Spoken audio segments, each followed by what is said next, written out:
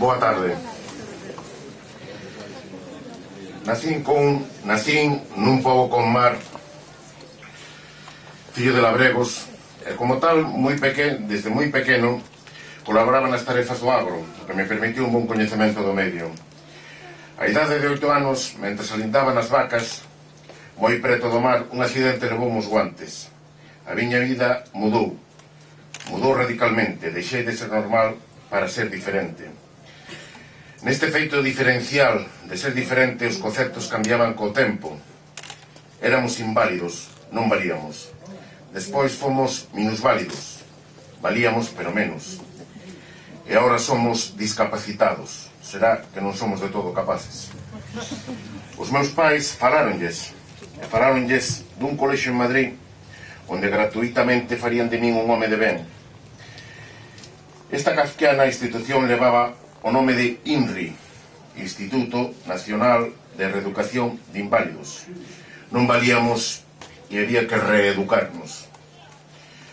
O alonxamento do medio, como dos pais, a unha idade tan temperá, así como nunhas condicións tan hostís, marcáronme fondamente, tomando conciencia por primeira vez na miña vida de resistir para sobrevivir. O nacionalcatolicismo marrancio impoñíase. Monxas e vellos falanxistas éramos elixidos para someter as vontades de nenos indefensos e desarraigados. Mais as vontades non se dobregan e as ansias de rebelarse medraban con nós. Eran lexítimas e aconteceu. A expulsión foi un feito, o que me permitiu o retorno ao meu pobo, coa miña xente e coa miña lingua. Cos anos, inclínome pola arte, tiña aptitudes, e o escultor Puchades empúrrame cara a ela. Mas o meu proxecto era ambicioso e os recursos escasos. Dispoñía de tempo, pero non de diñeiro. Acopio materiais para reciclar postes de castaño do tendido eléctrico, travesas do ferrocarril ou pedra de vellas casas e de canteiras próximas. O puzzle era complexo, pero non imposible. A obra escomenza, é dura. O desánimo non acouga e as dificultades súplense con esforzo e imaginación.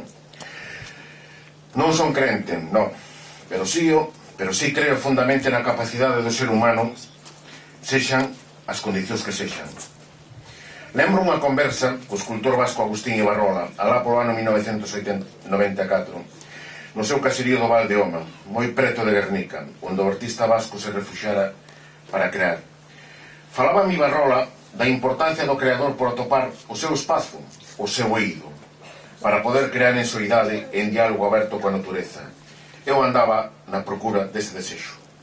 Tamén quero lembrar un encontro con Man, o alemán de Camelle. Falábame Man da forte incidencia que na súa vida tiñan os ventos do Nordés. Man tiña razón. Os Nordés é quen pon as condicións. Quero dicir que posiblemente esta non sexa o mellor espazo para mostrar unha obra de arte, pero é o meu espazo. O mesmo empeño que puxen na realización dos cadros puxeno tamén na autoconstrucción e no diseño do conxunto. Dinlle tanta importancia a poda dun pino para forzar un crecemento horizontal como lle din o pintado dun cuadro. Fendas e incisións que se perciben nas paredes das que colgan os cadros foron forzadas para seren continuidade das propias obras. O cromatismo do interior da galería é o mesmo que utilizo nas miñas creacións. As colunas de madeira da sala foron talladas cuidadosamente, simulando encaixes para darlle lixereza estética. Consciente de que a busca da estética formal presupón un esforzo mental, propuxeme a creación dun espacio axardinado, rodeando o arquitectónico, que estimulara a aspiración e a propia relaxación. A pretensión de conquerir a armonía entre a beleza natural e a formalidade do home. Unha simbiosis entre arte e natureza. O eido dourado non é un museo, nin o pretende, responde a un concepto de obra global. Deseño e autoconstrucción con materiais reciclados conforman un espazo arquitectónico que dá cubillo á creación plástica e xunto co conxunto paisaxístico completan o abano dunha creación global e absolutamente personal. O binomio contenido-continente encaixa e é obra do mesmo autor. Para rematar, quero dedicar este día para min importante dun xeito especial a dúas persoas. a Suso Peña, mestre e creador de fondas con vicios. A súa personalidade sempre distilou humildade e compromiso. A María, miña nai.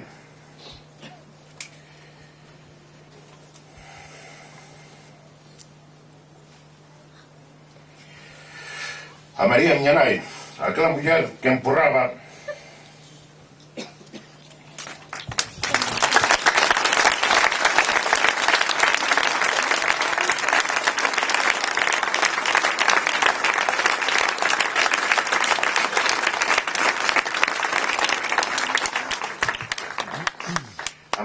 a María, miña nai, aquela muller que empurraba a xente para fora da habitación dun hospital cando lle dicían que para ter un neno sen maus era mellor que Dios o levara.